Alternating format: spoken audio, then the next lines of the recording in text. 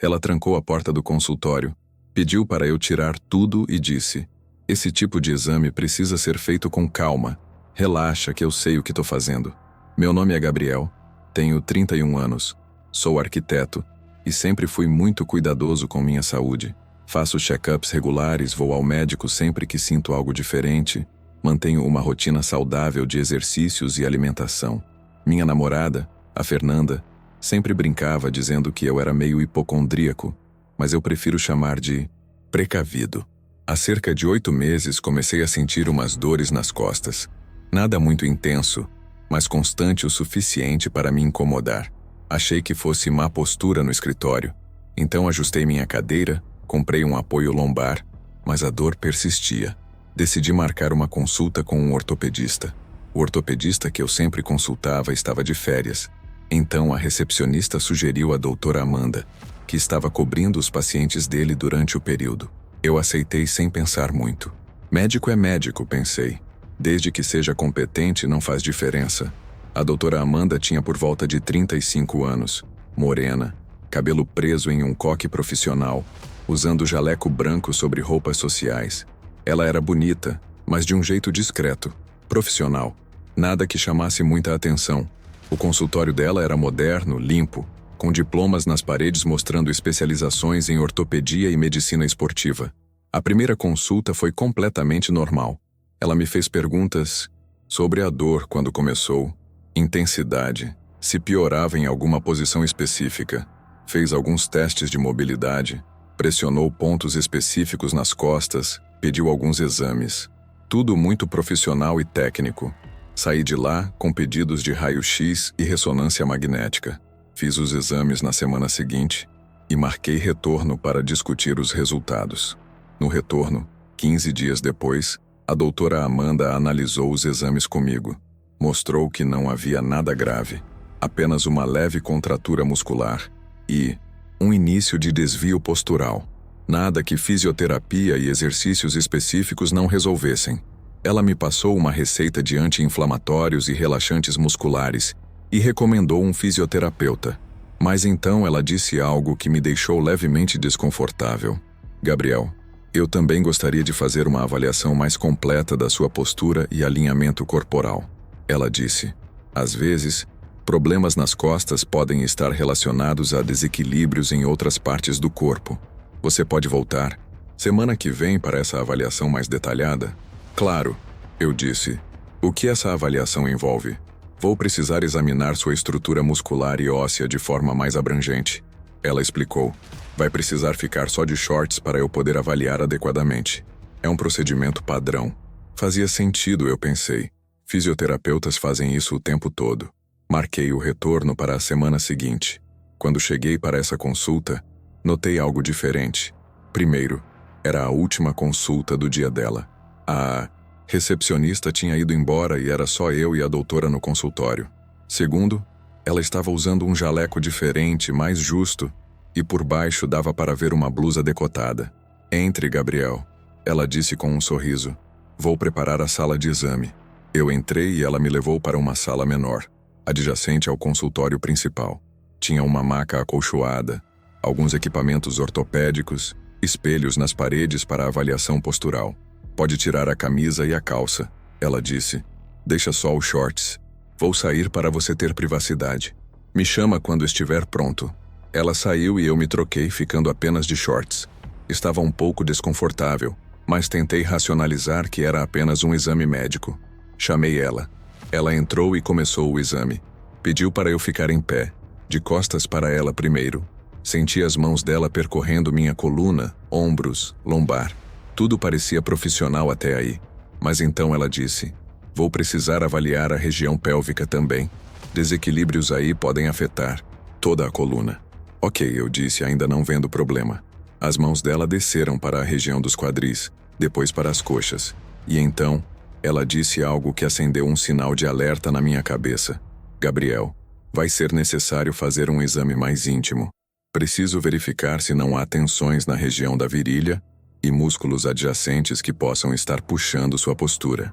Você se sente confortável com isso?" Eu hesitei. "Que tipo de exame exatamente?" Eu perguntei. "Vou precisar palpar a região Inguinal e áreas próximas. Ela explicou, usando termos médicos que soavam legítimos. É desconfortável, mas necessário para um diagnóstico completo. Alguma coisa dentro de mim estava gritando que aquilo não estava certo.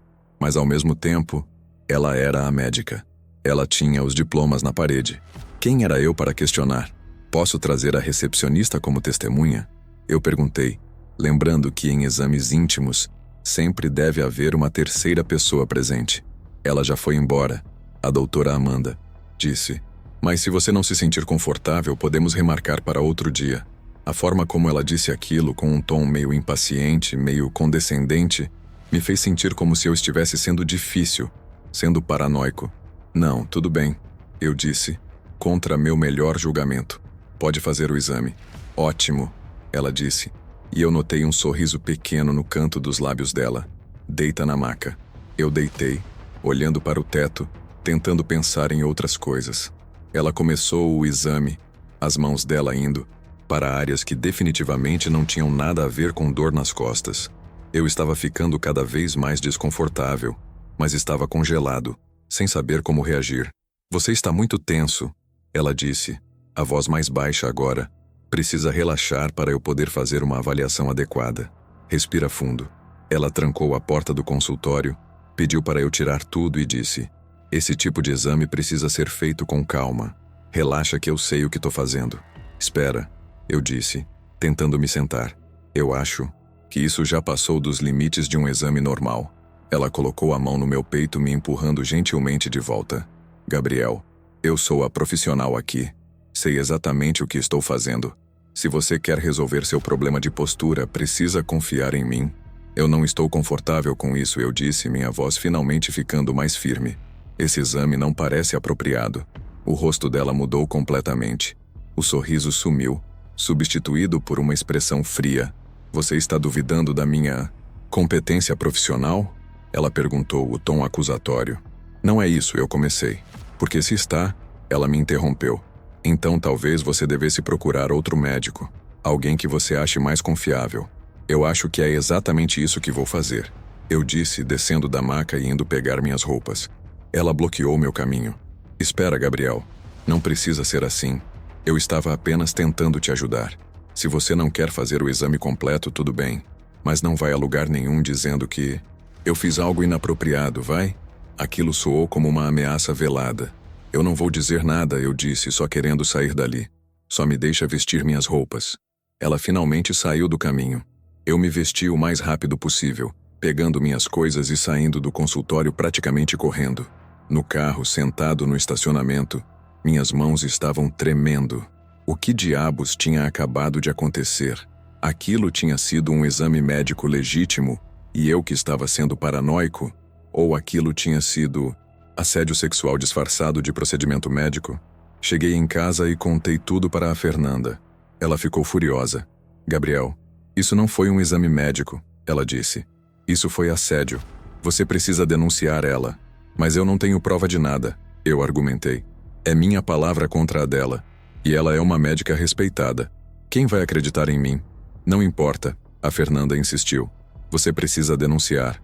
Se ela fez isso com você, provavelmente fez com outros. E se você não denunciar, ela vai continuar fazendo. A Fernanda tinha razão. No dia seguinte, pesquisei como fazer uma denúncia ao Conselho Regional de Medicina. Escrevi um relato detalhado de tudo o que tinha acontecido e enviei formalmente. O CRM levou a denúncia a sério e abriu um processo ético contra a doutora Amanda. Eles me chamaram para prestar depoimento, explicar em detalhes o que aconteceu, em que data, que procedimentos ela alegou estar fazendo. E então descobri algo que me deixou ainda mais chocado. A minha não foi a única denúncia. Quando abriram o processo, outros 3 pacientes apareceram com relatos similares. Todos homens, todos entre 25 e 40 anos, todos com histórias de exames íntimos desnecessários. Sempre no final do dia, quando não havia mais ninguém no consultório. Um dos pacientes, o Ricardo, tinha sido mais esperto que eu. Ele tinha gravado o áudio da consulta no celular. E a gravação era chocante. Dava para ouvir claramente a doutora Amanda fazendo propostas sexuais disfarçadas, de procedimentos médicos, dizendo coisas como: você deve estar precisando de alívio. E posso te ajudar a relaxar de outras formas também. Com essas evidências, o caso dela ficou insustentável. O CRM a convocou para se defender. Ela tentou alegar que eram exames legítimos, que nós é que tínhamos mal interpretado procedimentos padrão. Mas quando apresentaram a gravação do Ricardo, ela não conseguiu explicar. Além disso, investigaram o histórico dela e descobriram que ela tinha mudado de cidade 2 vezes nos últimos 5 anos. E em ambas as cidades anteriores, tinha reclamações similares registradas, mas que não tinham ido adiante por falta de provas ou porque os pacientes tinham desistido de processar. Era um padrão claro. Ela era uma predadora em série, usando sua posição de médica para abusar de pacientes vulneráveis. O processo do CRM durou 4 meses. No final, ela foi considerada culpada de conduta não profissional, assédio sexual de pacientes e abuso de posição de confiança. Perdeu sua licença médica permanentemente. Não poderia mais exercer medicina em lugar nenhum do Brasil. Alguns dos pacientes, incluindo eu, também entramos com processos civis por danos morais. Ganhamos. Ela foi condenada a pagar indenizações significativas para cada um de nós. Mas o dinheiro não apagou o trauma. Nos meses seguintes ao incidente, desenvolvi uma ansiedade severa relacionada a consultórios médicos. Toda vez que precisava ir ao médico, não importava para quê, eu tinha ataques de pânico. Meu coração acelerava. Eu suava frio. Tinha vontade de sair correndo. Tive que fazer terapia para processar o que tinha acontecido. O terapeuta me explicou que o que eu senti foi uma violação profunda de confiança. Médicos são figuras de autoridade em quem colocamos nossa saúde, nossa vulnerabilidade. Quando um médico abusa dessa confiança, o impacto psicológico é imenso. Ele também validou minha reação inicial de congelamento. Muitas vítimas de assédio sexual congelam. Não conseguem reagir no momento. Não significa que consentiram. Significa que o cérebro entrou em modo de sobrevivência, tentando processar uma situação que não fazia sentido. Pessoal, se você está indignado com o que essa médica fez, não esquece de se inscrever no canal, deixar aquele like e comentar o que você faria. Isso ajuda muito o canal e me motiva a continuar trazendo essas histórias absurdas. A terapia me ajudou muito, mas o processo de cura foi longo. Levou mais de 1 ano até eu conseguir ir a uma consulta médica sem ter uma crise de ansiedade. E até hoje, anos depois, eu só vou a médicos homens. Não porque eu ache que todas as médicas mulheres sejam predadoras, mas porque eu preciso me sentir seguro para conseguir relaxar em um ambiente médico. E, infelizmente, aquela experiência tirou isso de mim. A Fernanda foi incrível durante todo o processo. Me apoiou quando eu queria desistir da denúncia. Me segurou quando eu tinha crises de ansiedade. Foi comigo nas sessões de terapia. Ela nunca me fez sentir fraco ou exagerado. Sempre validou meus sentimentos e me encorajou a continuar lutando. Nós nos casamos 1 ano depois do incidente. E durante os votos, eu mencionei como ela tinha sido minha rocha durante um dos períodos mais difíceis da minha vida.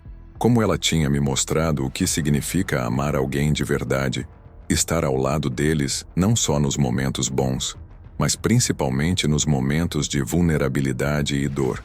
Quanto à doutora Amanda, depois de perder a licença e ser condenada a pagar as indenizações, ela simplesmente desapareceu. Não consegui encontrar informações sobre o que aconteceu com ela. Alguns disseram que ela se mudou para outro país, outros disseram que ela entrou em depressão profunda e se isolou completamente. Honestamente, não me importo muito com o que aconteceu com ela. O que me importa é que ela não está mais em posição de abusar de outros pacientes, que ela não pode mais usar seu jaleco branco e seus diplomas como escudo para comportamento predatório. Mas me preocupo com quantas outras vítimas dela existem que nunca denunciaram. Os 3 pacientes que apareceram depois da minha denúncia são provavelmente só a ponta do iceberg. Quantos outros homens ela assediou nos anos em que praticou? Quantos ficaram quietos por vergonha, por medo de não serem acreditados, por achar que era normal? Porque essa é uma das coisas mais insidiosas sobre assédio sexual no ambiente médico. Há uma linha muito tênue entre exames legítimos e abuso. Médicos precisam tocar pacientes, precisam examinar áreas íntimas às vezes, Como um paciente sabe quando cruzou a linha do apropriado para o inapropriado? A resposta é que nem sempre é óbvio, mas existem sinais. Se um médico insiste em fazer exames íntimos sem uma razão clara e relacionada à sua queixa, isso é suspeito. Se ele ou ela se recusa a ter uma terceira pessoa presente durante exames íntimos, isso é uma red flag enorme. Se o toque parece desnecessariamente prolongado, ou se o médico faz comentários que parecem sexuais mesmo que disfarçados de conversa profissional, confie no seu instinto. E se algo acontecer, denuncie. Eu sei que é assustador, que parece que não vai dar em nada, que sua palavra contra a de um médico parece uma batalha perdida. Mas denuncie mesmo assim, porque sua denúncia pode ser a que falta para completar um padrão, para dar coragem a outras vítimas, para finalmente parar o predador. Também aprendi sobre a importância de ter alguém de confiança para conversar.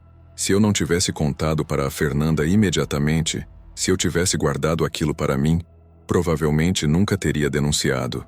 Teria racionalizado, minimizado, convencido a mim mesmo de que não foi nada demais. Mas ter alguém que validou meus sentimentos, que me disse claramente isso foi errado, isso foi assédio, foi crucial. Uma coisa que me surpreendeu durante todo o processo foi a reação de algumas pessoas quando contei o que tinha acontecido. Alguns amigos homens fizeram comentários como: "Cara, uma médica gata te examinando? Qual o problema?" Ou "Eu teria aproveitado a oportunidade." Como se assédio sexual deixasse de ser assédio quando a vítima é homem e a agressora é mulher atraente. Mas assédio não é sobre atração. É sobre poder, consentimento, contexto. Eu não fui a uma médica para ser seduzido. Fui para tratar uma dor nas costas. O contexto era profissional, médico. Qualquer avanço sexual naquele contexto era inapropriado. Ponto final. E o fato de ela ser mulher e eu ser homem não torna menos sério. Homens podem ser vítimas. Mulheres podem ser predadoras. A sociedade precisa parar de achar que homens sempre querem sexo em qualquer contexto, com qualquer pessoa. Essa mentalidade é não só falsa, mas também extremamente prejudicial para vítimas masculinas de assédio e abuso sexual.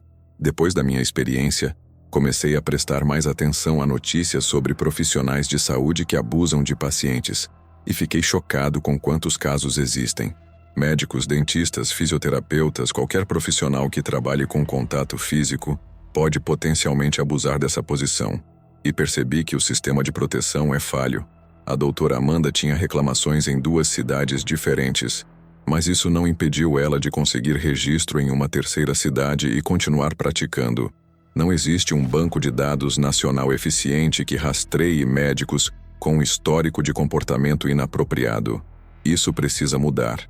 Deveria haver um sistema onde qualquer médico que perde a licença em um estado não possa simplesmente se mudar e começar de novo em outro.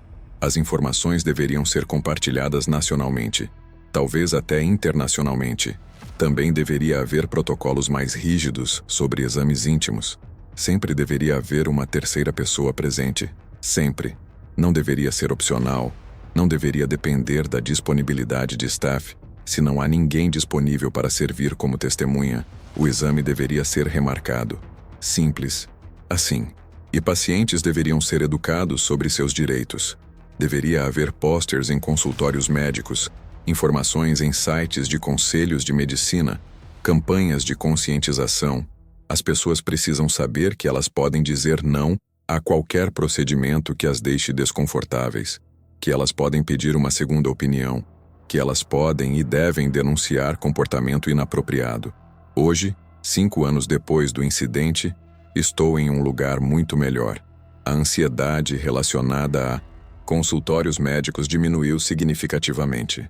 Ainda prefiro médicos homens para meu conforto pessoal, mas não entro mais em pânico ao entrar em um consultório.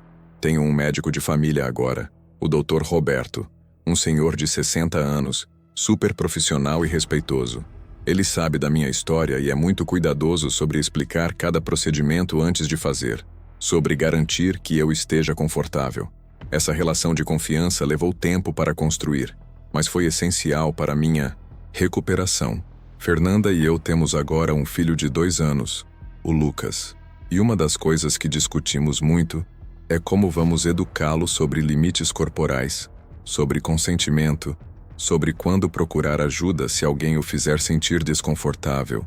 Queremos que ele cresça sabendo que seu corpo é dele, que ele tem o direito de dizer não e que ele sempre pode contar conosco se algo errado acontecer. Também quero que ele cresça entendendo que homens podem ser vítimas, que não há vergonha em admitir vulnerabilidade, que pedir ajuda é sinal de força, não fraqueza, porque se um dia ele passar por algo similar ao que eu passei, eu quero que ele saiba que pode me contar, que eu vou acreditar nele, que eu vou apoiá-lo.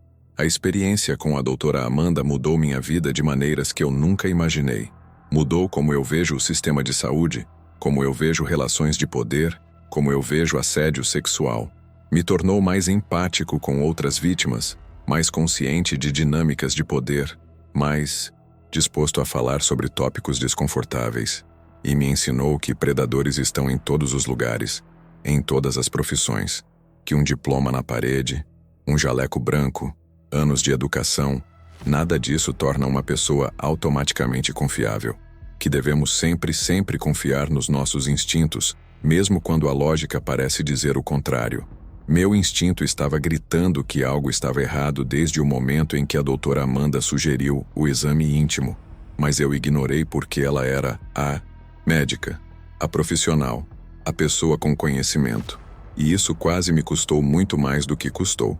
Se há uma mensagem que eu quero passar com a minha história é essa: confie no seu instinto. Se algo parece errado, provavelmente é. Não importa quão qualificada, quão respeitável, quão profissional a pessoa pareça ser.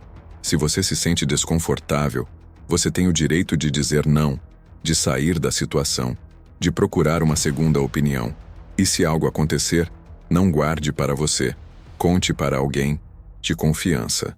Denuncie as autoridades apropriadas. Procure ajuda profissional para processar o trauma. Você não está sozinho. Você não está exagerando. E o que aconteceu com você importa. A doutora Amanda pode ter perdido a licença, pode ter sido punida legalmente, mas o dano que ela causou em mim e nos outros pacientes é permanente. Não no sentido de que estamos destruídos para sempre, mas no sentido de que fomos mudados.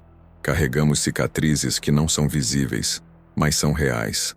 Mas também carregamos força. A força de ter enfrentado uma situação impossível e ter sobrevivido. A força de ter denunciado, mesmo com medo. A força de ter processado o trauma e ter saído do outro lado. E a força de compartilhar nossas histórias, na esperança de que possam ajudar outros. Essa é minha história com a médica predadora. Uma história de confiança quebrada, de violação profissional, de trauma e, eventualmente, de cura e justiça. Uma história que eu nunca pensei que fosse ter que contar, mas que agora compartilho na esperança de que possa fazer diferença. Se você está lendo isso e passou por algo similar, saiba que você não está sozinho, que sua experiência é válida, que você merece justiça e cura, e que há pessoas e recursos disponíveis para ajudar. Não deixe a vergonha ou o medo te impedirem de buscar o que você merece. E se você é um profissional de saúde lendo isso, por favor, reflita sobre a imensa responsabilidade que você tem. Pacientes colocam suas vidas, sua saúde, sua vulnerabilidade nas suas mãos. Nunca abuse dessa confiança. Mantenha sempre os mais altos padrões éticos. E se você vir um colega cruzando limites, denuncie, porque seu silêncio pode permitir que mais vítimas sejam criadas. A confiança entre médico e paciente é sagrada, e quando quebrada, as consequências são devastadoras. Que minha história sirva de lembrete do quão importante é proteger essa confiança, respeitá-la, nunca violá-la.